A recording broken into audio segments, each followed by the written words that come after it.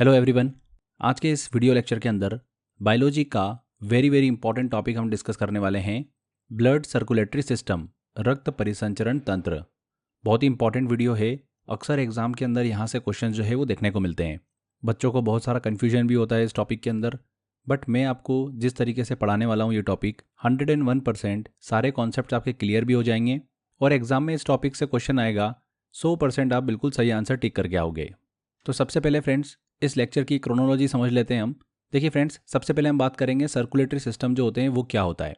Basically वो दो type के होते हैं, एक होता है ओपन सर्कुलेटरी सिस्टम और दूसरा होता है क्लोज्ड सर्कुलेटरी सिस्टम। हम जो मानव होते हैं, ह्यूमन होते हैं, उनके अंदर क्लोज्ड सर्कुलेटरी सिस्टम ही पाया जाता है, ठीक है। और ऑर्थोपोडा और मोलस्का के अंदर ओपन सर्कुलेटरी सिस्टम जो है वो देखने को मिलता है, जैसे कि बिच्छू, मकड़ी, इनके अंदर ओपन सर्कुलेटरी सिस्टम होता है। अब ये क्या होता है ये भी हम जानेंगे। क्लोज्ड सर्कुलेटरी सिस्टम जो होता है ये भी देखिए दो टाइप का होता है, एक होता है ब्लड सर्कुलेटरी सिस्टम और एक होता है लिम्फ सर्कुलेटरी सिस्टम, रक्त परिसंचरण तंत्र, और एक होता है लसिका परिसंचरण तंत्र। ये जो रक्त परिसंचरण तंत्र है, ब्लड सर्कुलेटरी सिस्टम, इसी को हमको आज के इस लेक्चर के अंदर अच्छे से पढ़ना है। यही सबसे बड़ा सेक्शन है जहाँ से क्वेश्चंस पूछे जाते हैं। अब रक्त परिसंचरण तंत्र मतलब ब्लड सर्कुलेटरी सिस्टम के अंदर हम तीन चीज़ें डिस्कस करेंगे। क्या क्या डिस्कस करेंगे? ब्लड के बारे में जानेंगे, ब्लड किन किन चीज़ों से मिलकर बना होता है, उनकी कमी से या उनके बढ़ने से कौन कौन से रोग हो जाते हैं। इसके बाद हम ब्लड वेसल्स के बारे में बात करेंगे, रक्त वाहिनियों के बारे में। हमारी बॉडी के अंदर रक्त जो होता है, ब्लड होता है, वो किस तरीके से और किसके माध्यम से फ्लो होता है, वो ब्लड वेसल्स के अंदर हम स्टडी करेंगे। आर्टरीज, वेन्स और ब्लड कैपिलरीज के बारे में हम यहाँ पर जानेंगे। एंड उसके बाद तीसरा सेक्शन आता है इसके अंदर हार्ट के बारे में, हृदय, हार्ट की वर्किंग समझेंगे, हार्ट के स्ट्रक्चर को पहले समझेंगे। ये सारी चीज़ें हम यहाँ पर क्लियर करने वाले हैं। लिम्फ सर्कुलेटरी सिस्टम बहुत छोटा सा है, 1-2 मिनट में ही हो जाएगा ये तो, बट मेन जो है वो है ब्लड सर्कुलेटरी सिस्टम, जिसमें अंदर हमको ये तीन चीज़ें पढ़नी है, ठीक है। तो आई होप आपको ये पूरा क्रोनोलॉजी समझ में आ गई होगी इस लेक्चर की। चलिए एक एक करके सभी चीज़ों को समझना हम स्टार्ट करते हैं। देखिए सबसे पहले हमको समझना पड़ेगा कि सर्कुलेटरी सिस्टम भैया परिसंचरण तंत्र क्या होता है। इसको ऐसे समझ सकते हैं हम। देखिए हमारा शरीर है, शरीर के अंदर न्यूट्रिएंट्स होते हैं, बहुत सारी गैसेस होती है, एक्सक्रीटरी सब्सटेंस होते हैं, उत्सर्जी पदार्थ होते हैं। बॉडी के अंदर इनका सर्कुलेशन तो ज़रूरी होता ही है, एक जगह से दूसरी जगह पर। तो हमारे सिस्टम के अंदर इन सब चीज़ों का सर्कुलेशन ही क्या कहलाता है? सर्कुलेटरी सिस्टम कहलाता है, परिसंचरण तंत्र। क्लियर हुआ आपको? मनुष्य और बहुकोशिकीय जंतु जो होते हैं, मल्टी सेलुलर ऑर्गन्स मतलब मल्टी सेलुलर एनिमल्स, जिनका शरीर मल्टीपल कोशिकाओं मतलब मल्टीपल सेल से मिलकर बना होता है, उनके शरीर में न्यूट्रिएंट्स, पोषक पदार्थ, गैसें और उत्सर्जी पदार्थ मतलब एक्सक्रीटरी सब्सटेंस के परिवहन के लिए, सर्कुलेशन के लिए एक तंत्र होता है जिसे हम क्या बोलते हैं? सर्कुलेटरी सिस्टम या परिसंचरण तंत्र कहते हैं। क्लियर हो गया? थोड़ी थोड़ी आपको वर्किंग भी समझ में आ गई होगी। फिर भी हम एक बार इसके फंक्शंस को डिस्कस कर लेते हैं। फिर भी हम इसके फंक्शन को डिस्कस करें तो पोषक पदार्थ कौन कौन से हो गए, न्यूट्रिएंट्स कौन कौन से हो गए, ग्लूकोज, विटामिन, फैटी एसिड हो गए, वसी अम्ल हो गए। इनको क्या करते हैं? ऑब्जर्व करके शरीर के अलग अलग भागों तक पहुंचाने का काम होता है, ठीक है, इस सिस्टम का। फिर नाइट्रोजनी सब्सटेंस होते हैं, जैसे यूरिक अम्ल होता है, यूरिया, अमोनिया होता है। इनको शरीर के अलग अलग भागों से उत्सर्जी अंगों तक पहुंचाने का काम होता है सर्कुलेटरी सिस्टम का। इसके अलावा लंग्स से टिश्यू और सेल्स तक ऑक्सीजन को पहुंचाने का काम भी सर्कुलेटरी सिस्टम का होता है। एंड सर्कुलेटरी सिस्टम का एक सबसे इंपॉर्टेंट काम भी होता है हार्मोन का सर्कुलेशन करना, परिवहन करना। तो ये इसके फंक्शंस होते हैं। आई होप आपको क्लियर हो गया होगा। आगे बात करते हैं सर्कुलेटरी सिस्टम जो होते हैं वो कितने प्रकार के होते हैं। तो बेसिकली दो प्रकार के सर्कुलेटरी सिस्टम हमको देखने को मिलते हैं। एक होता है ओपन सर्कुलेटरी सिस्टम और एक होता है क्लोज्ड सर्कुलेटरी सिस्टम। अब एक बेसिक अंतर तो आप इतना जान लो, ओपन सर्कुलेटरी सिस्टम में क्या होगा भैया, किसी भी जीव की बॉडी के अंदर जो ब्लड फ्लो होता है वो नलियों में फ्लो होता है, ठीक है। तो अगर वो उसकी बॉडी में कंप्लीट तरीके से नलियों में ही फ्लो हो तो वो हो जाएगा क्लोज्ड, ठीक है। ब्लड को बिल्कुल क्लोज करके रखा है नलियों में, ब्लड डक्ट्स के अंदर। पर अगर किसी जीव के अंदर ब्लड जो फ्लो हो रहा है वो नलियों में फ्लो होते होते खुले स्थान पर आ जाता है, तो उसको क्या बोलेंगे हम? ओपन सर्कुलेटरी सिस्टम बोलेंगे। तो ये कॉमन एक डिफरेंस होता है, इसको हमको दिमाग में रखना है, ठीक है। तो आपके लिए समझना बिल्कुल आसान हो जाएगा। तो ओपन सर्कुलेटरी सिस्टम की बात कर रहे हैं, तो जैसा मैंने आपको बताया, इसमें जो ब्लड होता है इस तरीके के सर्कुलेटरी सिस्टम में, वो कुछ देर के लिए ब्लड डक्ट्स में बहने के बाद खुले स्थान पर आ जाता है। इस तरीके का सर्कुलेटरी सिस्टम परिसंचरण तंत्र ऑर्थोपोडा और मोलस्का में पाया जाता है। ऑर्थोपोडा और मोलस्का के अंदर आने वाले जीव जंतु जो होते हैं उनके अंदर हमको ओपन सर्कुलेटरी सिस्टम देखने को मिलता है और सीधे सीधे एग्जाम में क्वेश्चन पूछते हैं ये, इसलिए ध्यान रखना। जैसे कि हमारे मकड़ी हो गई, बिच्छू हो गए, इन सभी में ओपन सर्कुलेटरी सिस्टम जो है वो देखने को मिलता है। अब एक और चीज़, चूंकि ओपन सर्कुलेटरी सिस्टम है भैया, बीच में आके एकदम से खुला स्थान हमको देखने को मिलता है, तो ऑब्वियस सी बात है यहाँ पर लो प्रेशर हमको देखने को मिलेगा। तो इस तरीके के सर्कुलेटरी सिस्टम में कम दाब मतलब लो प्रेशर और लो स्पीड में ब्लड जो है वो बहता हुआ दिखता है हमको। ठीक है, तो ये हमने बात करी ओपन सर्कुलेटरी सिस्टम की। अब बात करते हैं क्लोज सर्कुलेटरी सिस्टम की। ह्यूमंस के अंदर क्लोज्ड सर्कुलेटरी सिस्टम ही होता है। इस प्रकार के परिसंचरण तंत्र में मैंने आपको बताया था कि ब्लड जो होता है वो क्लोज डक्ट्स में बहता है, बंद नलियों में बहता है, कभी भी खुले स्थान पर नहीं आता है। इस प्रकार के तंत्र में हमको हाई प्रेशर और हाई स्पीड में रक्त जो है बहता हुआ नजर आता है। क्लियर?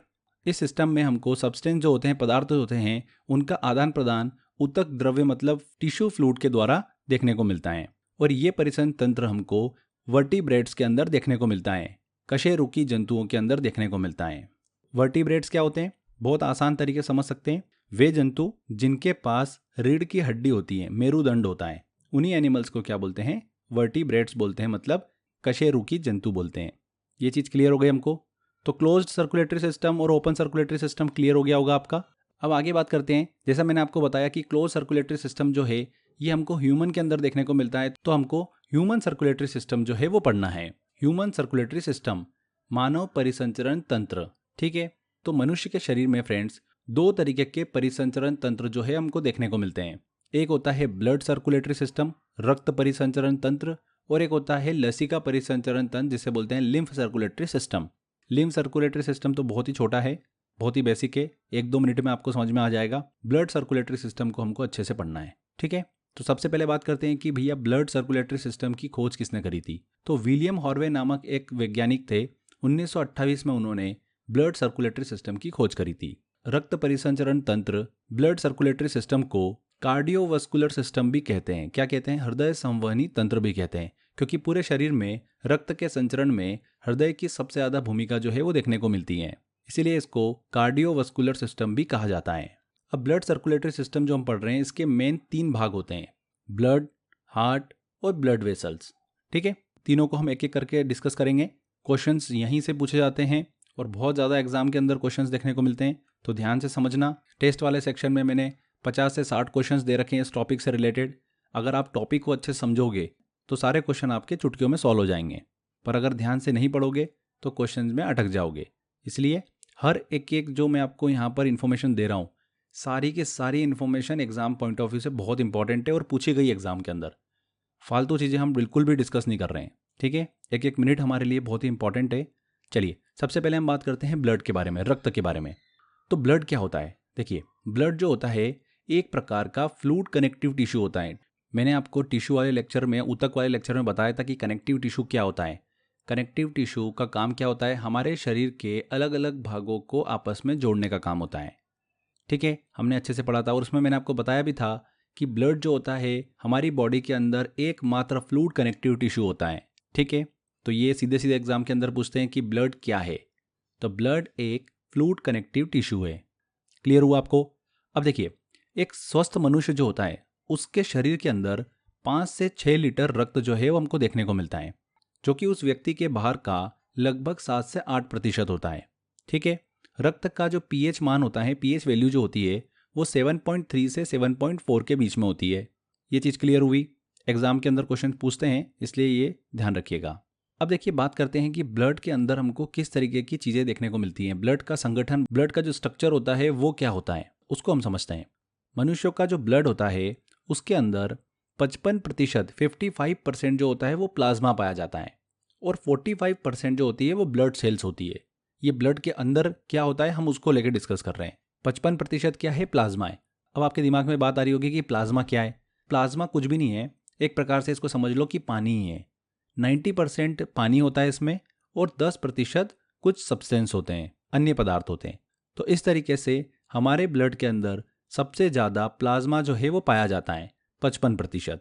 अब 45%, 45% जो ब्लड सेल्स होती है वो कौन कौन सी होती है? तो वो 3 तरीके की होती हैं। एक होती है आरबीसी, एक होती है डब्ल्यूबीसी, और तीसरी होती है platelets. Red blood cell, white blood cell और प्लेटलेट्स। ठीक है, तो ये 3 तरीके की सेल्स जो है हमको देखने को मिलती हैं। अब इसमें से भी जैसा कि आप यहाँ पर डायग्राम में देख पा रहे होंगे, रेड कलर की सेल जो हमको देखने को मिल रही है तो red blood cell, white colour की सेल देखने को मिल रही है तो वाइट ब्लड सेल, और यहाँ पर प्लेटलेट्स भी हमको स्ट्रक्चर में दिखाई दे रहे हैं। अब इनकी मात्राओं की बात करें तो आरबीसी सबसे ज़्यादा होती है, प्लेटलेट्स उसके बाद होते हैं और सबसे कम होती है डब्ल्यूबीसी, वाइट ब्लड सेल। तो ये चीज़ आपको क्लियर हो गई। अब एक एक करके इन सब चीज़ों को भी हम अच्छे से डिस्कस कर लेते हैं। सबसे पहले बात करते हैं फ्रेंड्स हम प्लाज्मा की। प्लाज्मा क्या होता है? जैसा कि मैंने अभी आपको बताया 90% इसके अंदर क्या होता है? पानी होता है। ये एक हल्का पीला पारदर्शी और एक चिपचिपा लिक्विड होता है। प्लाज्मा के अंदर बेसिकली 2 प्रमुख प्रोटीन जो होते हैं वो पाए जाते हैं। इन दोनों प्रोटीन का नाम क्या है? एल्ब्यूमिन और फाइब्रिनोजेन। ये 2 प्रोटीन जो है वो प्लाज्मा के अंदर मुख्य रूप से पाए जाते हैं। एल्ब्यूमिन का काम क्या होता है? इसका निर्माण जो होता है वो यकृत में होता है और ये शरीर की रोग प्रतिरोध क्षमता जो होती है, वायरसेस से लड़ने की जो क्षमता होती है, उसको बढ़ाने में मदद करता है। फाइब्रिनोजेन की बात करें तो इसका निर्माण कहाँ पर होता है? इसका भी यकृत में होता है और ये रक्त का थक्का जमने में, जो ब्लड क्लॉथिंग होती है, उसको जमाने में मदद करता है। ठीक है, रक्त का थक्का, ब्लड क्लॉथिंग क्या होती है हम आगे पढ़ने भी वाले हैं, बट ये चीज़ ध्यान रखिएगा कि रक्त का थक्का, ब्लड क्लॉथिंग में फाइब्रिनोजेन जो प्रोटीन होता है वो मदद करता है। ठीक है, इसके अलावा रक्त प्लाज्मा में बहुत सारे आयन्स भी उपस्थित होते हैं, जैसे कि sodium ion, calcium ion, magnesium ion. ये सभी आयन्स जो है ब्लड प्लाज्मा में देखने को मिलते हैं। ठीक है, ये चीज़ क्लियर हो गई। तो ये कंपोजिशन ऑफ ब्लड के अंदर हमने प्लाज्मा को अच्छे से डिस्कस किया है। अब हम आरबीसी, डब्ल्यूबीसी और प्लेटलेट्स की बात करते हैं, जो कि ब्लड में उपस्थित 45% हिस्सा होता है। 55% हिस्सा होता है प्लाज्मा का। सबसे पहले बात करते हैं रेड ब्लड सेल की, लाल रक्त कणिकाओं की। आरबीसी को एरिथ्रोसाइट्स के नाम से भी जाना जाता है। किस नाम से? एरिथ्रोसाइट्स के नाम से। यह रक्त के अंदर 90% मौजूद होती है और आरबीसी का जीवन काल जो होता है वो 120 दिन का होता है। जो रेड ब्लड सेल होती है, इसकी जो लाइफ साइकिल होती है वो 120 दिन की होती है और यह केवल वर्टिब्रेट एनिमल्स जो होते हैं, जिनमें रीढ़ की हड्डी होती है, उन्हीं में पाई जाती हैं। आरबीसी का निर्माण कहाँ पर होता है? अस्थि मज्जा में होता है, बोन मैरो में होता है। क्लियर? और आरबीसी की जो मृत्यु होती है, जिसे आरबीसी का कब्रिस्तान भी कहा जाता है, वो जगह कौन सी होती है? प्लीहा होती है, स्प्लीन। तो ये चीज़ एग्जाम के अंदर पूछी जाती है, ध्यान रखिएगा इस चीज़ को। इसे तिल्ली के नाम से भी जाना जाता है। आरबीसी का कब्रिस्तान कहा जाता है प्लीहा को और आरबीसी का निर्माण होता है बोन मैरो के अंदर। ये चीज़ बहुत इंपॉर्टेंट है। यहाँ पर हमने प्लीहा की बात करी, स्प्लीन की बात करी, तो ये क्या होता है इसको भी हम समझ लेते हैं। देखिए, मानव शरीर का ये ब्लड बैंक भी कहा जाता है। मानव शरीर में एक बीन के आकार का बहुत बड़ा लिम्फोइड एक ऑर्गन होता है, जो कि हमारे पेट में स्थित होता है। ये रक्त को स्टोर करने का और फिल्टर करने का काम करता है। इसी के साथ साथ ये पुरानी आरबीसी, जो लाल रक्त कोशिकाएं होती हैं, सेल्स होती हैं, उनको नष्ट करने का भी काम करता है। इसीलिए प्लीहा को आरबीसी का कब्रिस्तान कहते हैं। आरबीसी के वर्क की बात करते हैं, इसके फंक्शन की बात करते हैं, तो ऑक्सीजन और कार्बन डाइऑक्साइड का संवहन करने का काम जो होता है वो किसका होता है? आरबीसी का होता है। सीधे सीधे एग्जाम में क्वेश्चन पूछते हैं, इस चीज़ को ध्यान रखिएगा। आरबीसी में हीमोग्लोबिन नामक एक प्रोटीन पाया जाता है, जिसके कारण रक्त का जो रंग होता है वो लाल होता है। एग्जाम के अंदर ऐसा क्वेश्चन आपसे पूछ लेते हैं कि रक्त का जो लाल रंग होता है वो किस प्रोटीन की उपस्थिति के कारण होता है? तो आरबीसी में हीमोग्लोबिन नामक एक प्रोटीन उपस्थित होता है, जिसके कारण रक्त का रंग जो होता है वो लाल होता है। अब अगर आरबीसी की बॉडी के अंदर कमी हो जाएगी रेड ब्लड सेल की, तो उससे हमको मोटे मोटे 2 रोग देखने को मिलते हैं। एक है एनीमिया, जिसे अरक्तता बोलते हैं, और दूसरा है पीलिया, जिसे जॉइंडिस कहा जाता है। आप कभी भी अगर अपना ब्लड टेस्ट कराते हो तो उसमें आपको आरबीसी, डब्ल्यूबीसी और प्लेटलेट्स काउंट जो है वो रिपोर्ट में देखने को मिलते हैं। इसके बाद हम बात करते हैं वाइट ब्लड सेल की। बहुत ही इंपॉर्टेंट है ये, यहाँ से भी क्वेश्चंस पूछे जाते हैं। वाइट ब्लड सेल को ल्यूकोसाइट्स के नाम से भी जाना जाता है। किस नाम से? ल्यूकोसाइट के नाम से। रक्त में ये सबसे कम मात्रा में उपस्थित होती हैं वाइट ब्लड सेल, और इनका जीवन जो होता है ना, मात्र 3 से 4 दिन का होता है। लाइफ साइकिल बहुत ही कम होती है, 3 से 4 दिन की। पर ब्लड के अंदर आकार में वाइट ब्लड सेल जो होती है वो सबसे बड़ी होती है।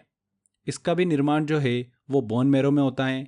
कभी कभी इसका निर्माण जो है वो लीवर और स्प्लीन में भी देखने को मिलता है, और इसकी डेथ जो होती है वो रक्त में ही हो जाती है, डब्ल्यूबीसी की।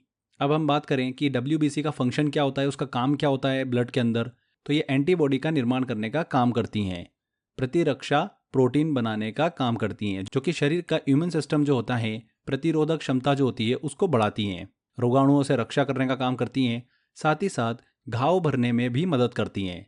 WBC, ठीक है, वाइट ब्लड सेल। अब हमारे रक्त में 5 प्रकार की WBC जो होती है वो देखने को मिलती हैं। लिम्फोसाइट्स, मोनोसाइट्स, इओसिनोफिल्स, न्यूट्रोफिल्स और बेसोफिल्स। ये 5 तरीके की WBC जो है वाइट ब्लड सेल वो देखने को मिलती हैं। इसमें से देखिए 2-3 बहुत ही इंपॉर्टेंट है, मैं बताता हूँ आपको कौन कौन सी। लिम्फोसाइट, अभी हमने बात भी करी थी कि ये जो वाइट ब्लड सेल होती है, श्वेत रक्त कणिकाएं होती है, ये एंटीबॉडीज़ बनाने का काम करती हैं और हमको बीमारियों से बचाती हैं। मोनोसाइट्स की बात करते हैं तो ये आकार में सबसे बड़ा होता है, जो कि घाव को भरने में मदद करता है। इसके बाद बची हुई 3 जो WBC है, इओसिनोफिल्स, न्यूट्रोफिल्स और बेसोफिल्स, ये तीनों जो श्वेत रक्त कणिकाएं हैं, ये एक प्रकार की बहुत ही सूक्ष्म कण की बनी हुई होती हैं। वाइट ब्लड सेल में बहुत सारे अलग अलग प्रकार के माइक्रो पार्टिकल्स जो होते हैं वो पाए जाते हैं, जिन्हें क्या बोला जाता है, ग्रेन्युलोसाइट्स बोला जाता है। और ये माइक्रो पार्टिकल्स सूक्ष्म कण जो होते हैं ये कौन कौन से होते हैं, इओसिनोफिल्स, न्यूट्रोफिल्स और बेसोफिल्स। इओसिनोफिल्स की बात करें तो ये इम्यूनिटी मतलब प्रतिरक्षण और एलर्जी का कार्य करती हैं।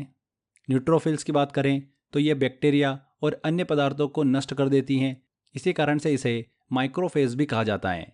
बेसोफिल्स की बात करें तो हिपेरिन, हिस्टामिन और सीरोटोनिन जैसे केमिकल सब्सटेंस का ये क्या करती है, स्त्रावण करती हैं बेसोफिल्स।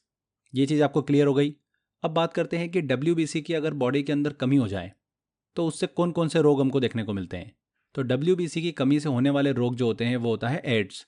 HIV वायरस के कारण ये होता है, जिसमें WBC की जो संख्या होती है वो कम हो जाती है। वहीं ब्लड कैंसर के दौरान भी WBC की मात्रा जो है वो कम हो जाती है। अब एक चीज़ और ध्यान रखिएगा फ्रेंड्स, एग्जाम में पूछा जाता है WBC की मात्रा अगर कम हो जाती है बॉडी के अंदर तो वो इंडिकेशन होता है ल्यूकोपीनिया का। वहीं WBC की मात्रा अगर बढ़ जाती है तो वो इंडिकेशन होता है ल्यूकेमिया का। तो ये एग्जाम के अंदर पूछा जाता है, ठीक है। विटामिन ए जो होता है वो रक्त में WBC को बढ़ाने का काम करता है, इसलिए आप गाजर खाइएगा। गाजर खाने से आपको विटामिन ए मिलता है, जिससे आपकी प्रतिरक्षा प्रणाली जो होती है बॉडी की, एंटीबॉडी बनने की जो क्षमता होती है वो अच्छी बनेगी, तो आप कम बीमार पड़ेंगे, ठीक है। चलिए आगे बात करते हैं फ्रेंड्स अब हम प्लेटलेट्स की। प्लेटलेट्स क्या होते हैं, देखिए इसे थ्रोम्बोसाइट्स के नाम से भी जाना जाता है। किस नाम से, थ्रोम्बोसाइट्स के नाम से। ये केवल मैमेलियस में देखने को मिलता है, जो स्तनधारी जो जानवर होते हैं, जंतु होते हैं, उन्हीं में प्लेटलेट जो है वो पाए जाते हैं। ब्लड के अंदर इनकी जो संख्या होती है वो कितनी होती है, 4.5 लाख से 6 लाख प्रति लीटर होती है। कितनी, ये एग्जाम में पूछी जाती है, 4.5 लाख से 6 लाख प्रति लीटर। और इनकी जो लाइफ साइकिल होती है वो होती है 8 से 12 दिन की। अब इसका फंक्शन क्या होता है बॉडी के अंदर, जहाँ पर भी शरीर में कट लग जाता है, रक्त का बहाव होने लगता है, तो उसे रोकने का काम करते हैं प्लेटलेट्स। और रक्त का थक्का मतलब ब्लड क्लोथिंग बनाने में ये मदद करते हैं प्लेटलेट्स, ठीक है। बहुत इंपॉर्टेंट है, इस चीज़ को ध्यान रखिएगा। आपको कहीं पर भी अगर मान लो कट लग जाता है हाथ पे, पैर पे, तो वहाँ पर प्लेटलेट्स जो होते हैं उस घाव को भरने में बहुत ही ज़्यादा मदद करते हैं। क्लियर हुआ ये चीज़। प्लेटलेट्स की कमी से होने वाले रोगों की बात करें तो चिकनगुनिया, डेंगू जैसी बीमारियां जो है वो प्लेटलेट्स की कमी के कारण हमको देखने को मिलती है, जिसमें शरीर में मौजूद प्लेटलेट जो है वो लगातार गिरते जाते हैं। डेंगू में तो प्लेटलेट्स की मात्रा बहुत ही ज़्यादा कम हो जाती हैं। किसी किसी केस में तो ये 20-20, 25-25 हज़ार तक आ जाते हैं, जहाँ पर लाइफ के रिस्क भी खड़ी हो जाती हैं।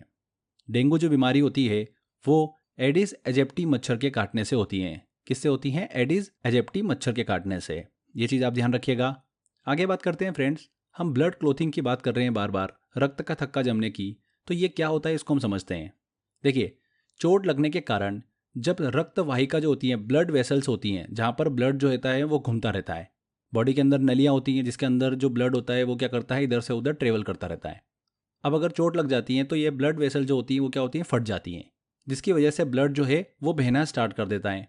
तब क्या होता है, एक सेमी सॉलिड मटेरियल होता है जेली जैसा, वो वहाँ पर आकर क्या करता है, जम जाता है। जैसा कि आप यहाँ पर देख सकते हैं डायग्राम के अंदर, ये ब्लड वेसल्स थी, ये जैसे ही फटी यहाँ से ब्लड जो है वो निकलना स्टार्ट हुआ। बट प्लेटलेट्स ने क्या किया, सेमी सॉलिड मटेरियल जैसा यहाँ पर एक थक्का जमा दिया, जिसे ही हम क्या बोलते हैं, रक्त का थक्का बोलते हैं। तो ये चीज़ आपको क्लियर हो गई।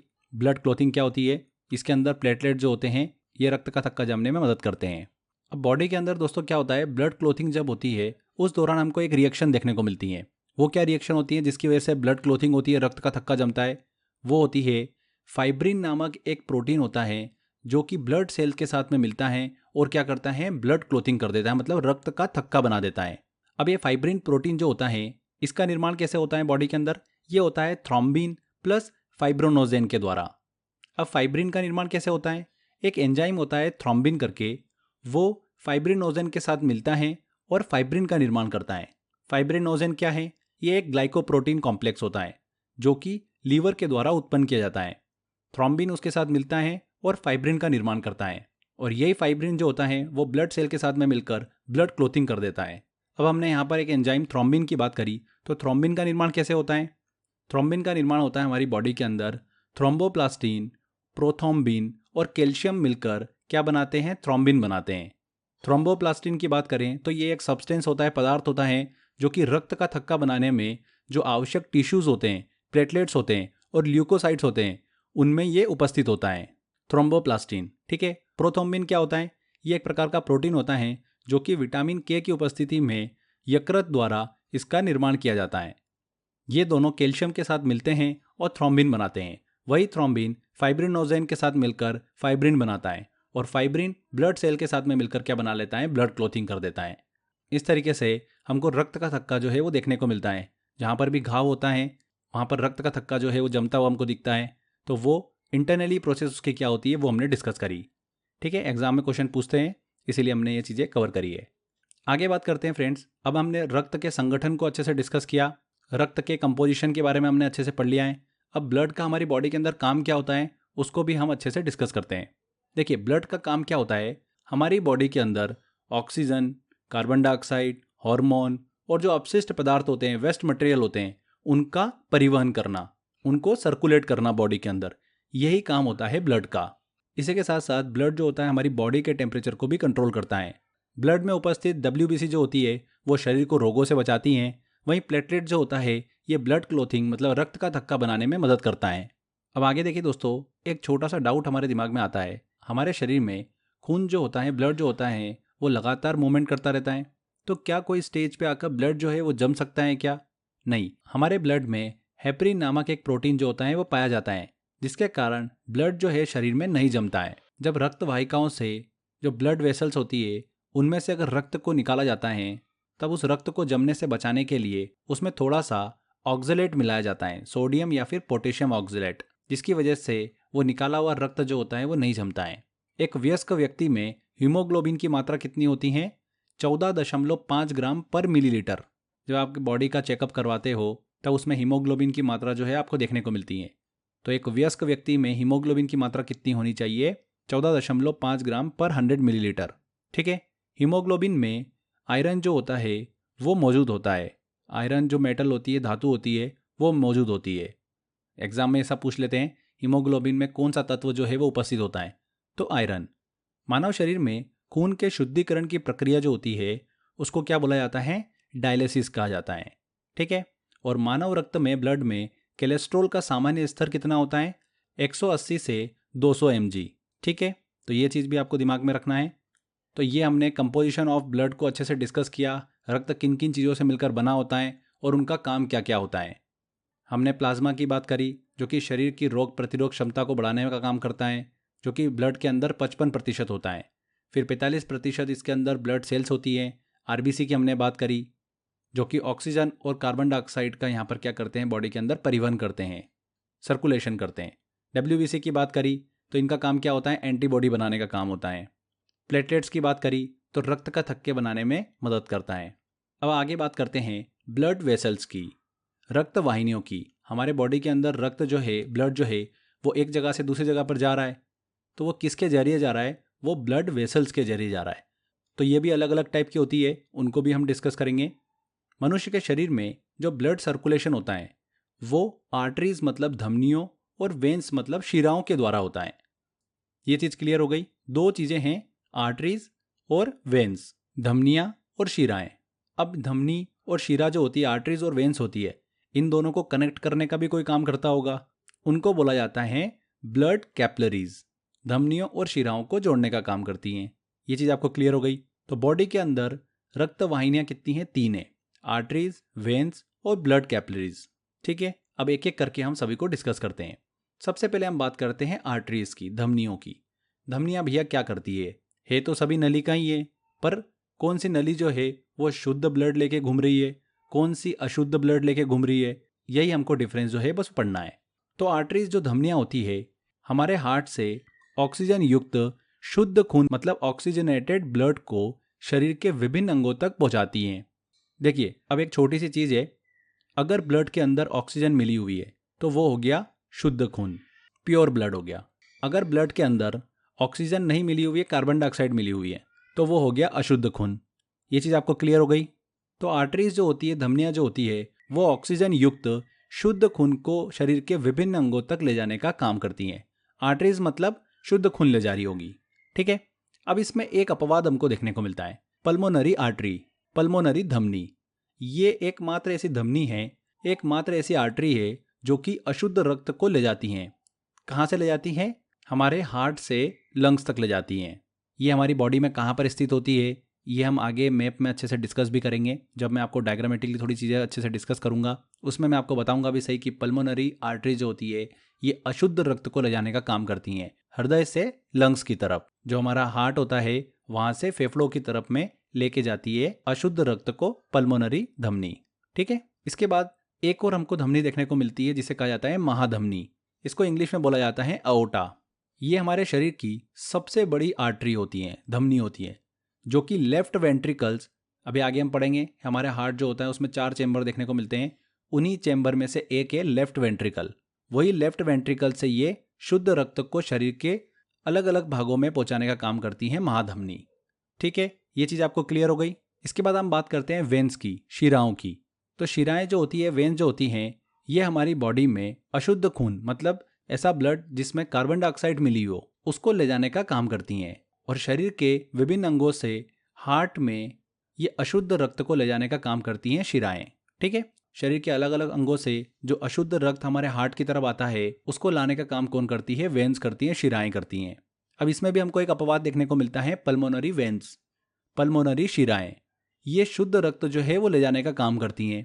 भाई शुद्ध रक्त ले जाने का काम तो धमनी का होता है, आर्टरीज का होता है, पर एक ऐसी वेन होती है जो कि ये काम करती है, वो है पल्मोनरी वेन, ठीक है। ये लंग्स से मतलब फेफड़ों से हार्ट तक शुद्ध रक्त लेकर आती हैं। फिर हार्ट क्या करता है? इसको पंप करके शरीर के अलग अलग अंगों तक पहुंचा देता है। आगे हम हार्ट की वर्किंग को डिस्कस करेंगे तो वहां पर आपको सारी चीज़ें क्लियर भी हो जाएगी। इसमें एक महाशिरा भी होती है जिसे वेना कावा के नाम से जाना जाता है। किस नाम से? Vena cava. ये हृदय के बिल्कुल राइट भाग में स्थित होती हैं और ये अशुद्ध रक्त लेकर आती हैं हार्ट में, ठीक है। वेना कावा, जो कि देखिए शिरा का काम ही होता है शुद्ध रक्त लेके आने का, तो वही करती है। ये सबसे बड़ी वेन होती है, इसीलिए इसको महाशिरा बोलते हैं, वेना कावा। ये चीज़ आपको क्लियर हो गई। आगे बात करते हैं ब्लड कैपिलरीज की। जैसा कि मैंने आपको बताया था कि ये रक्त कोशिकाएं होती हैं जो कि बहुत ही महीन रक्त वाहिनियाँ ब्लड वेसल्स की होती हैं, जो कि आर्टरीज और वेन्स को कनेक्ट करने का काम करती हैं, ब्लड कैपिलरीज, ठीक है। इसके बाद हम एक चीज़ और डिस्कस करते हैं, रक्तदाब मतलब ब्लड प्रेशर। ब्लड प्रेशर क्या होता है? देखिए जो हमारा हार्ट होता है वो क्या करता है?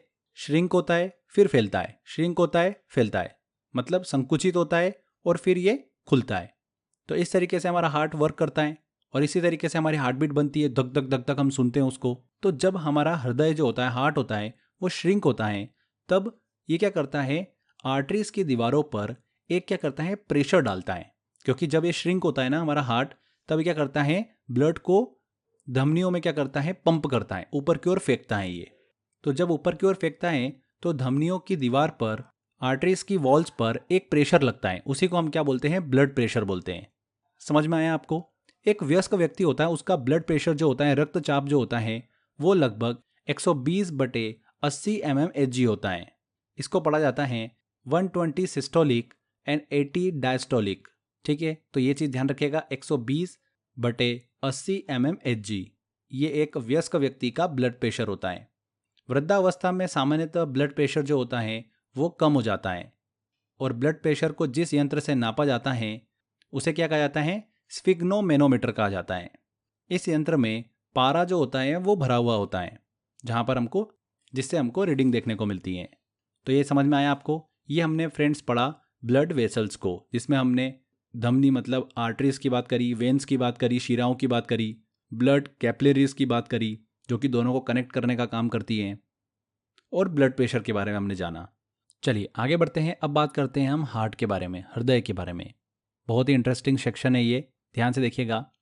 देखिए हमारा जो हार्ट होता है वो हमारे फेफड़े जो होते हैं, लंग्स, उनके मध्य एक थॉरेसिस कैविटी जो होती है, वक्ष गुहा, उसमें स्थित होता है। कहने का मतलब फेफड़ों के मध्य में स्थित होता है हमारा हार्ट। हमारा हार्ट जो होता है वो एक पंप अंग की तरह कार्य करता है, मतलब एक पंप की तरह काम करता है, जो कि शरीर के सभी अंगों में ब्लड वेसल्स मतलब रक्त वाहिकाओं के माध्यम से रक्त को पहुंचाने का काम करता है। हमारे अलग अलग अंगों से अशुद्ध रक्त आता है हार्ट पर, हार्ट उसको लंग्स पे भेज देता है। लंग्स के पास जाने के बाद वो शुद्ध होता है, मतलब उसके अंदर ऑक्सीजन मिल जाती है। फिर वो वापस हार्ट के पास आता है और हार्ट क्या करता है, उसको पंप करके शरीर के अलग अलग अंगों तक पहुंचा देता है। तो वही इसके अंदर बोला गया है, शरीर के सभी अंगों में ब्लड वेसल्स रक्त वाहिकाओं के माध्यम से रक्त पहुंचाता है। ठीक है। हार्ट जो होता है एक, देखिए फ्रेंड्स, स्पेशल मेम्ब्रेन से घिरा हुआ होता है। ये एक दोहरी झिल्ली होती है, जैसा कि आप यहाँ पर डायग्राम में देख सकते हैं। ये ब्लू कलर की आपको यहाँ पर देखिए एक स्ट्रिप दिख रही होगी। ये एक मेम्ब्रेन होती है, एक झिल्ली होती है, जिसको पेरिकार्डियम कहते हैं। क्या कहते हैं? पेरिकार्डियम। एग्जाम में पूछा जाता है ये कि हार्ट जो होता है वो एक दोहरी झिल्ली से घिरा हुआ होता है, जिसे क्या कहा जाता है? पेरिकार्डियम कहा जाता है। इस पेरिकार्डियम में क्या होता है? एक द्रव भरा होता है, जिसे पेरिकार्डियल द्रव मतलब पेरिकार्डियल फ्लूइड कहा जाता है। ये जो लिक्विड होता है ये बाहरी आघातों से, जो एक्सटर्नल शॉक्स होते हैं, उससे हमारे हार्ट को प्रोटेक्ट करने का काम करता है। समझ में आया आपको? तो पेरिकार्डियम दिमाग में रखिएगा, बहुत ही इंपॉर्टेंट चीज़। आगे बात करते हैं हमारे हार्ट के स्ट्रक्चर को थोड़ा सा डिस्कस करें। तो मनुष्य का जो हार्ट होता है, हृदय होता है, ये 4 चेंबर में बटा हुआ होता है। ऐसे सोचो कि यहाँ पर आपको ये 4 जो है कमरे दिख रहे हैं। हमारे हृदय के अंदर, हमारे हार्ट में 4 कमरे हैं। पहला कमरा, दूसरा कमरा, तीसरा और चौथा। तो ये 4 चेंबर होते हैं मनुष्य के हृदय में। एग्जाम में क्वेश्चन तो यही पूछ लेते हैं कि मनुष्य के हृदय में कितने चेंबर होते हैं। तो कितने होते हैं? 4 चेंबर होते हैं। अब देखिए थोड़ा सा मैं आपको पहले स्ट्रक्चर जो है ना, ये पहले समझा देता हूँ, जिससे कि आपको वर्किंग समझ में आएगी, हृदय के कौन से पार्ट को क्या बोला जाता है। तो ध्यान से देखना इस चीज़ को। सबसे पहले हम इन चारों चेंबर को डिस्कस करते हैं। ऊपर के 2 चेंबर जो दिख रहे हैं आपको, 1 और 3 नंबर का, ये छोटे होते हैं। वहीं 2 और 4 नंबर का जो चेंबर आपको दिख रहा है, ये चेंबर थोड़े बड़े होते हैं। अब आपको बीच में एक सेंटर में डैश डैश लाइन दिख रही होगी, एक लेफ्ट तरफ और एक राइट तरफ। क्लियर? जो लेफ्ट तरफ है ये आपको ब्लू दिख रहा होगा। ब्लू इसलिए दिख रहा है कि जब हमारे रक्त के अंदर, ब्लड के अंदर कार्बन डाइऑक्साइड मिली होती है तो वो ब्लू कलर का दिखाई देता है। बट जब हमारे रक्त के अंदर ऑक्सीजन मिल जाती है तो वो रेड कलर का दिखाई देता है। तो हृदय का जो राइट वाला पार्ट है वो अशुद्ध रक्त को हैंडल करता है, इम्प्योर ब्लड को हैंडल करता है। वहीं लेफ्ट वाला जो पार्ट है वो प्योर ब्लड को हैंडल करता है। ये चीज़ आपको समझ में आ गई, इसीलिए यहाँ पर कलर से इसको डिफरेंशिएट कर रखा है। अब ऊपर वाले 2 चेंबर हैं, उनको क्या कहा जाता है? अट्रियम कहा जाता है, आलिंद कहा जाता है हिंदी में। ठीक है, तो मैं अट्रियम ही बोलूंगा, आप समझ जाना इस चीज़ को। नीचे के 2 चेंबर जो होते हैं उनको कहा जाता है वेंट्रिकल। क्या कहा जाता है? वेंट्रिकल मतलब नीलय। तो मैं इसको वेंट्रिकल बोलूंगा, आप समझ जाइएगा कि नीलय की बात हो रही है। अब जो राइट तरफ है उसे क्या बोलेंगे? राइट एट्रियम बोलेंगे और राइट वेंट्रिकल बोलेंगे। वहीं लेफ्ट की तरफ जो है उसे लेफ्ट एट्रियम और नीचे की तरफ में लेफ्ट वेंट्रिकल बोलेंगे। ये चीज़ आपको क्लियर हो गई, चारों चेंबर का नाम आपको क्लियर हो गया। अब आप लेफ्ट तरफ देखोगे तो आपको यहाँ पर 2 वेन्स दिखाई दे रही है। ठीक है, इसको बोला जाता है वेना कावा। हमने पढ़ा था शिरा के अंदर, महाशिरा, इसका काम क्या होता है? अशुद्ध रक्त को लेके आना। तो ये हो गई हमारी वेना कावा। राइट तरफ में ही आपको दिख रहा होगा फ्रेंड्स, एक धमनी कनेक्टेड होती है जिसे बोला जाता है पल्मोनरी आर्टरी, पल्मोनरी धमनी। दिख रहा है आपको यहाँ पर? ये देखिए राइट वेंट्रिकल से ये सीधे कनेक्टेड होती है। अब आ जाते हैं हम लेफ्ट की तरफ। तो लेफ्ट में आप देखेंगे 2 नलियाँ दिखाई दे रही है, 2 वेन्स दिखाई दे रही है। इन्हें बोला जाता है पल्मोनरी वेन्स। जब हमने शीरा को पढ़ा था उसमें मैंने आपको एक अपवाद बताया था पल्मोनरी वेन्स का, जो कि शुद्ध रक्त को लाने का काम करती हैं। इसीलिए ये रेड वाले एरिया की तरफ है। ठीक है, तो ये हो गई पल्मोनरी वेन्स। अब आप लेफ्ट वेंट्रिकल जो देख रहे हो, 4 नंबर का सेक्शन जो है, 4 नंबर का कमरा, इससे महाधमनी जो है वो कनेक्टेड होती है, जिसे हम बोलते हैं अओर्टा। दिख रहा है आपको? ये आपको यहाँ पर अओर्टा नजर आ रही होगी। तो ये आपको थोड़ा स्ट्रक्चर क्लियर हुआ। अब हम वॉल की भी बात कर लेते हैं। ब्लड जो है वो इन चैम्बरों में से होकर ट्रेवल करता है, तो इनमें वॉल भी तो होंगे। तो वो वॉल को हम डिस्कस करते हैं। तो सबसे पहला नंबर का देखिए, यहाँ पर आपको वॉल दिख रहा होगा। तो सबसे पहले राइट वाले वॉल को देखें तो यहाँ पर हमको दो वॉल देखने को मिलते हैं। चैम्बर 1 और चैम्बर 2 के बीच में एक वॉल होता है जिसे बोला जाता है ट्राइकॉस्पिड वॉल। क्या बोला जाता है? Tricuspid wall. वहीं आपको चैम्बर 2 और पल्मोनरी आर्टरी के बीच में एक वॉल देखने को मिलता है जिसे बोला जाता है पल्मोनरी वॉल। क्लियर हुआ ये? अब लेफ्ट तरफ आ जाते हैं। चैम्बर 3 और चैम्बर 4 के बीच में एक वॉल हमको देखने को मिलता है जिसको हम बोलते हैं बायकॉस्पिड वॉल। क्या बोलते हैं? बायकॉस्पिड वॉल। ठीक है। और चैम्बर 4 जो कि है लेफ्ट वेंट्रिकल, उसके और अओर्टा के बीच में हमको एक वॉल देखने को मिलता है महाधमनी के बीच में, जिसे बोला जाता है अओर्टिक वॉल। ये चीज़ आपको क्लियर हो गई। अब ऊपर के जो आपको दो चैम्बर दिख रहे हैं, 1 और 3 नंबर का चैम्बर, जिसे बोला जाता है अट्रियम, आलिंद बोला जाता है। इनका काम क्या होता है? ब्लड को लेने का काम होता है कि लाओ भैया हमको ब्लड दे दो। और नीचे के दो चैम्बर जो होते हैं, जिसे वेंट्रिकल कहा जाता है, निलय कहा जाता है, इनका काम क्या होता है कि भैया हमारे पास ब्लड आ गया, हम इसको अब फेंकेंगे, पंप करेंगे। तो ये ऊपर की ओर क्या करते हैं? पंप करने का काम करते हैं। जो नीचे के दो चैम्बर हैं, 2 नंबर का और 4 नंबर का, ये क्या करते हैं? पंप करते हैं और ऊपर की ओर ब्लड को फेंकने का काम करते हैं। ये चीज़ आपको क्लियर हो गई। अब वॉल में आप देखोगे तो जो यहाँ पर आपको ट्राइकॉस्पिड वॉल दिख रहा है, ये बोलता है कि भैया राइट एट्रियम, मतलब जो दायां आलिंद है, वहाँ से ब्लड जो आ रहा है उसको मैं राइट वेंट्रिकल में जाने दूंगा, पर वापस मैं राइट एट्रियम में नहीं आने दूंगा। जाने की परमिशन दे रहा है ये, आने की परमिशन नहीं दे रहा है। वहीं अगर हम पल्मोनरी वॉल की बात करें तो ये बोल रहा है कि वेंट्रिकल से पल्मोनरी आर्टरी के अंदर मैं आप ब्लड को जाने दूंगा, पर वापस नहीं आने दूंगा। ठीक है। उसी तरीके से बायकॉस्पिड वॉल की बात करें तो ये बोल रहा है कि 3 नंबर चैम्बर से 4 नंबर में मैं ब्लड को जाने दूंगा, पर 4 से 3 की तरफ वापस नहीं आने दूंगा। वहीं पर अगर हम अओर्टिक वॉल की बात करें तो ये बोलता है कि 4 नंबर चैम्बर से मैं अओर्टा की तरफ, महाधमनी की तरफ ब्लड को जाने दूंगा, पर रिटर्न नहीं आने दूंगा। तो वॉल का काम बेसिकली यही होता है। ठीक है। तो आपको समझ में आ गया ये पूरा स्ट्रक्चर। अब हम जब इसकी वर्किंग पढ़ेंगे तो आपको बिल्कुल चुटकियों में सारी चीज़ें जो है वो समझ में आ जाएगी। बहुत ही कॉम्प्लिकेटेड टॉपिक है, बट हम इसको इतनी अच्छे से पढ़ेंगे कि आपको कभी भी कन्फ्यूजन नहीं होगा। बिफोर हम इसकी वर्किंग पढ़ें, छोटा सा एक मैकेनिज्म हम समझते हैं।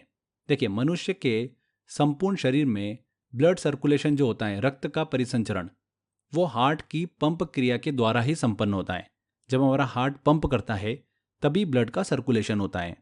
अब हार्ट जो होता है वो बेसिकली दो काम करता है।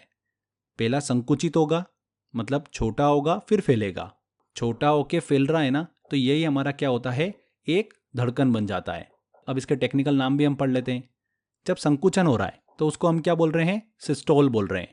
और जब फैल रहा है उसको बोलते हैं डायस्टोल।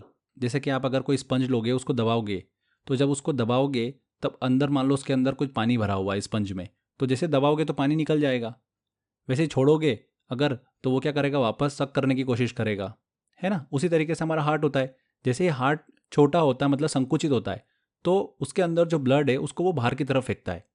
तो वेंट्रिकल से ब्लड जो है वो महाधमनियों में पहुंचता है, मतलब अओर्टा के पास पहुंचता है, और अओर्टा उसको शरीर के अलग अलग भागों में पहुंचाता है। ठीक है। तो ये होता है सिस्टोल। वहीं अगर हम डायस्टोल की बात करें, मतलब हृदय का फैलना, वेंट्रिकल का फैलना और आलिंद के अंदर ब्लड को लेना, तो ये बेसिकली हार्ट के अंदर दो काम होते हैं। अब एक सिस्टोल और एक डायस्टोल मिलकर हार्ट बीट बना लेते हैं, हृदय की धड़कन का निर्माण करते हैं। तो एक बेसिक चीज आपको क्लियर होना चाहिए। अब बात करते हैं फ्रेंड्स हम हृदय की क्रियाविधि की, मैकेनिज्म ऑफ हार्ट। हार्ट हमारा कैसे काम करता है? अभी तक हमने सारी चीज़ें पढ़ ली है। सारा जो स्ट्रक्चर मैंने आपको समझाया, अगर वो ध्यान से समझा होगा तो वर्किंग आप बिल्कुल चुटकियों में समझ जाओगे। देखिए, सबसे पहले होता क्या है? अशुद्ध रक्त। अशुद्ध रक्त मतलब ऐसा रक्त जिसके अंदर कार्बन डाइऑक्साइड मिली हुई है। ठीक है। तो वो ब्लू कलर से दिखेगा, तो हम अभी ब्लू वाला पार्ट डिस्कस कर रहे हैं। तो वेना कवा मतलब महाशिरा से अशुद्ध रक्त हमारा इंटर करता है पहले चैम्बर में, जिसका नाम क्या है? राइट आर्ट्रियम, दायां आलिंद। ठीक है। उसके अंदर सबसे पहले ब्लड आया, फिर ये ब्लड राइट एट्रियम से राइट वेंट्रिकल की तरफ जाता है। बीच में एक वॉल लगा होता है, ये वॉल होता है ट्राइकॉस्पिड वॉल। इस ट्राइकॉस्पिड वॉल से ब्लड निकलकर कहाँ पर आ जाता है? राइट वेंट्रिकल में आ जाता है, सेकेंड नंबर के चैम्बर में आ जाता है। ठीक है। इस चैम्बर से कनेक्टेड होती है पल्मोनरी आर्टरी, पल्मोनरी धमनी, जैसा कि आपको यहाँ दिख रहा है। राइट वेंट्रिकल से जो इम्प्योर ब्लड है, अशुद्ध ब्लड है, वो पल्मोनरी वॉल से होता हुआ पल्मोनरी धमनी के अंदर चला जाता है, जिसे फुसफुस धमनी भी कहा जाता है। पल्मोनरी आर्टरी से ये ब्लड जो है शुद्ध होने के लिए कहाँ पर चला जाता है? लंग्स के पास चला जाता है, फेफड़ों के पास चला जाता है। तो हमारे हृदय के राइट वाले सेक्शन की हमने क्रियाविधि को डिस्कस किया कि कैसे वेना कावा से अशुद्ध ब्लड आता है, राइट अट्रियम में आता है, फिर वो ट्राइकॉस्पिड वॉल को क्रॉस करता हुआ राइट वेंट्रिकल में पहुंचता है, राइट वेंट्रिकल से ये पल्मोनरी वॉल से होता हुआ पल्मोनरी आर्टरी में चला जाता है और वहाँ से लंग्स के पास पहुँचता है। अब बात करते हैं कि जो अशुद्ध ब्लड फेफड़ों के पास गया, फेफड़ों ने, लंग्स ने उस अशुद्ध ब्लड में ऑक्सीजन को मिक्स किया और बना दिया शुद्ध ब्लड। अब ये शुद्ध ब्लड जो है लंग्स से हार्ट की तरफ कौन लेके आती है? पल्मोनरी वेन्स लेके आती हैं, पल्मोनरी शिराएं। पल्मोनरी वेन्स जो है ये कनेक्टेड होती है लेफ्ट एट्रियम से, बाएं आलिंद से। तो ठीक है भैया, पल्मोनरी वेन्स से ब्लड जो है वो लेफ्ट एट्रियम में आ गया। वहाँ पर एक वॉल लगा होता है, ये कौन सा होता है? बायकॉस्पिड वॉल लगा होता है। इस बायकॉस्पिड वॉल से ब्लड जो है वो लेफ्ट एट्रियम से आ जाता है लेफ्ट वेंट्रिकल में। क्लियर? अब यहाँ पर क्या होता है? वेंट्रिकल जो होते हैं वो सिकुड़ते हैं, तो ये ब्लड को क्या करते हैं? ऊपर की ओर पंप करते हैं, ऊपर की ओर फेंकने का काम करते हैं। तो बायकॉस्पिड वॉल जो होता है ये तो ब्लड को ऊपर जाने से रोक देता है, पर अओर्टा के बीच में हमको यहाँ पर अओर्टिक वॉल देखने को मिलता है, जो कि ब्लड को अओर्टा की ओर आगे की ओर फेंक देता है। फिर ये शुद्ध ब्लड जो है ये अओर्टा मतलब महाधमनी से होते हुए शरीर के अलग अलग अंगों तक पहुँचता है। तो इस तरीके से हमारा हार्ट जो है वो अशुद्ध ब्लड को भी लेता है और लंग्स के पास भेजता है, फिर लंग्स से शुद्ध ब्लड लेता है और शरीर के अलग अलग भागों तक शुद्ध ब्लड को पहुंचाने का काम करता है। तो ये हमने हृदय की क्रियाविधि को डिस्कस किया कि हमारा हार्ट किस तरीके से काम करता है। आई होप आपको समझ में आ गया होगा। एक बार जल्दी से हम इसको देख लेते हैं।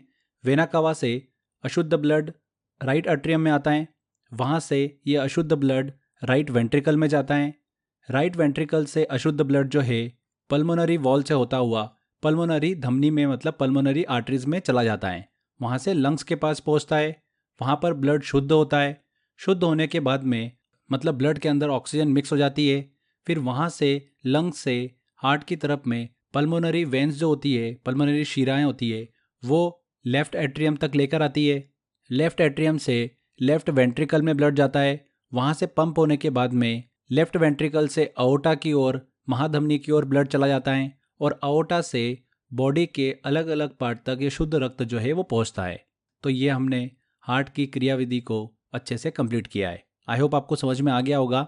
आगे देखिए, हार्ट से रिलेटेड कुछ इंपॉर्टेंट पॉइंट्स हम डिस्कस करते हैं। हमारा हृदय जो होता है, हार्ट होता है, ये लगभग 5 लीटर रक्त जो है, ब्लड जो होता है उसको प्रति मिनट पंप करता है। 1 मिनट में 5 लीटर पूरा के पूरा शरीर का ब्लड जो है वो पंप कर देता है। सामान्य मनुष्य का हार्ट जो होता है वो 1 मिनट में औसतन 72 बार धड़कता है, 72 टाइम्स। हमारे हार्ट की जो धड़कन होती है वो शीरा आलिन नोड से स्टार्ट होती है। ये जो क्रिया होती है ये पश्चिम मस्तिष्क के जो मेडुला ऑब्लंगेटा में उपस्थित एक कार्डियक केंद्र होता है वहाँ से कंट्रोल होती हैं। इसी के साथ साथ जो हृदय की धड़कन होती है उसको एड्रिनलिन और थायरोक्सिन हार्मोन जो होता है वो कंट्रोल करने का काम करते हैं। कौन से? एड्रिनलिन और थायरोक्सिन हार्मोन। हार्ट की स्टडी को क्या कहा जाता है? कार्डियोलॉजी कहा जाता है। वहीं हार्ट की अगर जांच की बात करें तो उसे कहा जाता है ईसीजी, इलेक्ट्रोकार्डियोग्राफ। इसका फुल फॉर्म भी ध्यान रखिएगा, इंपॉर्टेंट है। हार्ट में जब रक्त की सप्लाई आपूर्ति की कमी हो जाती है तो फ्रेंड्स दिल का दौरा जो है वो हमको देखने को मिलता है। हार्ट अटैक जो है वो देखने को मिलता है जब हार्ट में रक्त का सप्लाई जो है वो कम हो जाता है। ब्लॉकेज जब बीच बीच में आ जाते हैं नलियों के बीच में, तब दिल का दौरा पड़ता है।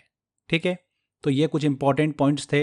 हार्ट से रिलेटेड सारी इन्फॉर्मेशन हमने अच्छे से कंप्लीट करी। ह्यूमन सर्कुलेटरी सिस्टम को अच्छे से कंप्लीट किया। क्लोज्ड सर्कुलेटरी सिस्टम के अंदर हम पढ़ रहे थे ह्यूमन सर्कुलेटरी सिस्टम, जिसमें हमने 2 सर्कुलेटरी सिस्टम की बात करी थी, एक है ब्लड सर्कुलेटरी सिस्टम और लिम्फ सर्कुलेटरी सिस्टम। तो ब्लड सर्कुलेटरी सिस्टम के अंदर 3 चीज़ें हमने अच्छे से कवर कर ली है। अब बात करते हैं लिम्फ सर्कुलेटरी सिस्टम की, लसिका परिसंचरण तंत्र। तो सबसे पहले हम बात करते हैं कि लिम्फ होता क्या है, लसिका क्या होती है। तो फ्रेंड्स, सेल्स के बीच में पाए जाने वाला हल्के पीले रंग का एक स्वच्छ पदार्थ जो होता है उसे हम क्या कहते हैं? लसिका मतलब लिम्फ कहते हैं।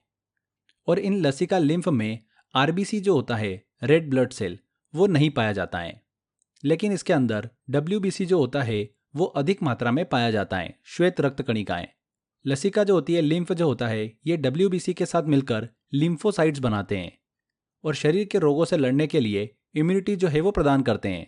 ये क्या करती है, मुख्यतः जो ब्लड में आए हानिकारक जीवाणु होते हैं, बैक्टीरिया होते हैं, उन पर हमला करती हैं और उन्हें नष्ट करने का काम करती हैं। ठीक है, तो इतना सा इन्फॉर्मेशन है इसके अंदर, ज़्यादा हमको डिटेल में नहीं जाना है, बस इतनी बेसिक इन्फॉर्मेशन रखेंगे, उससे एग्जाम के अंदर आपका क्वेश्चंस बन जाएंगे। बस ये चीज़ इंपॉर्टेंट है कि लिम्फ में RBC जो होता है वो नहीं पाया जाता है, WBC पाया जाता है। क्लियर। अब फ्रेंड्स आगे हम बात करते हैं ह्यूमन ब्लड ग्रुप की। यहाँ से भी एग्जाम के अंदर हमको क्वेश्चंस देखने को मिलते हैं। Antibody, antigen, A blood group, B blood group, AB group, O group, इनसे रिलेटेड भी एग्जाम्स के अंदर क्वेश्चन पूछते हैं।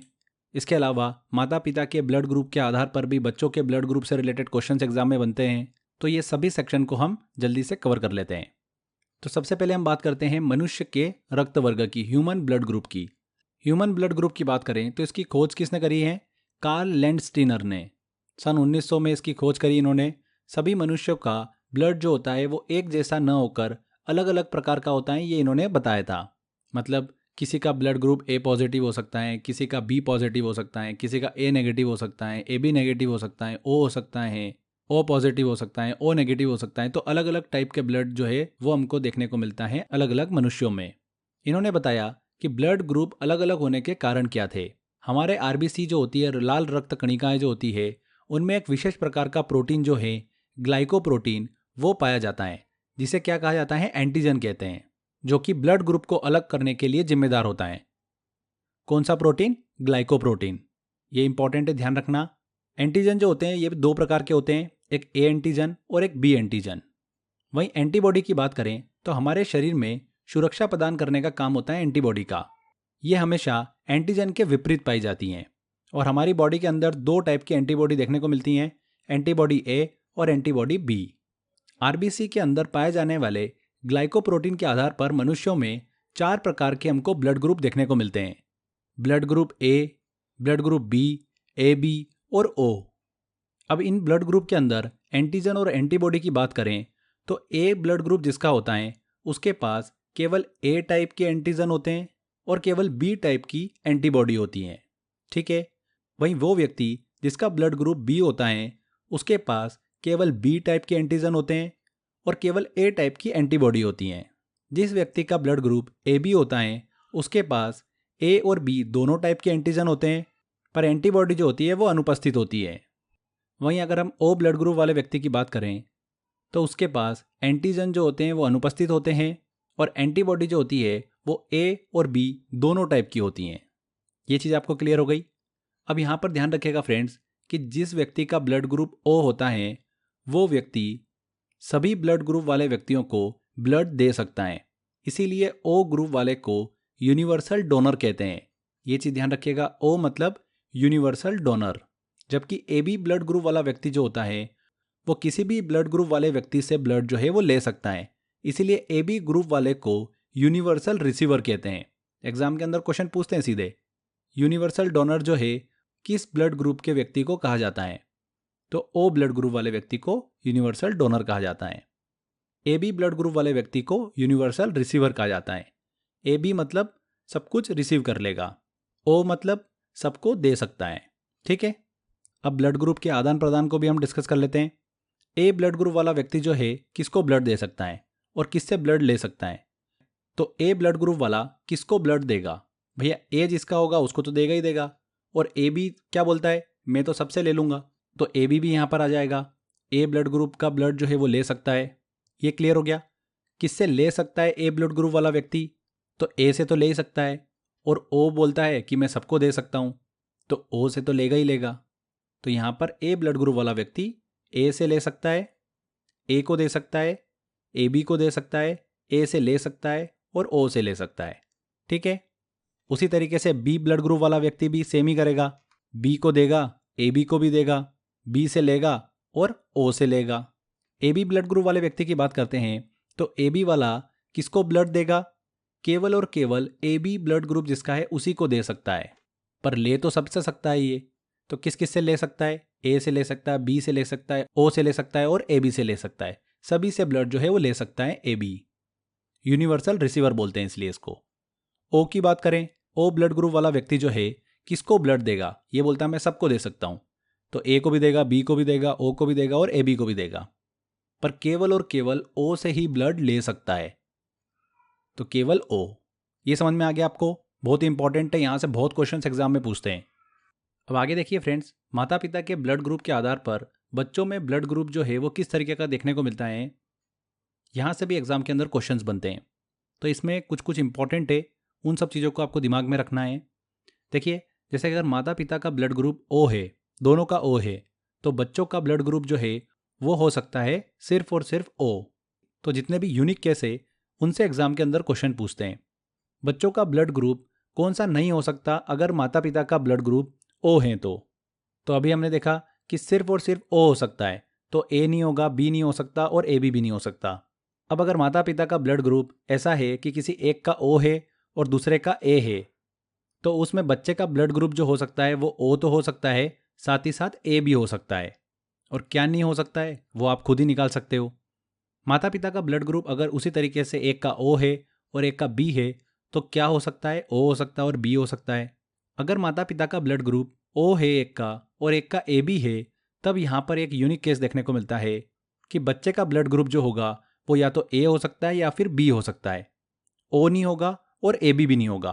तो ये केस इंपॉर्टेंट है, इस चीज़ को दिमाग में रखना है।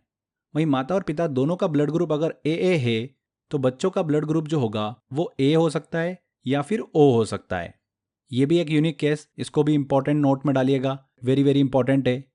माता पिता का ब्लड ग्रुप अगर किसी एक का ए है और दूसरे का बी है, तब उस केस में बच्चों का ब्लड ग्रुप जो है वो कुछ भी हो सकता है, ए हो सकता है, बी हो सकता है, ओ हो सकता है और ए बी हो सकता है। ये भी इंपॉर्टेंट, इस चीज़ को भी नोट करिएगा।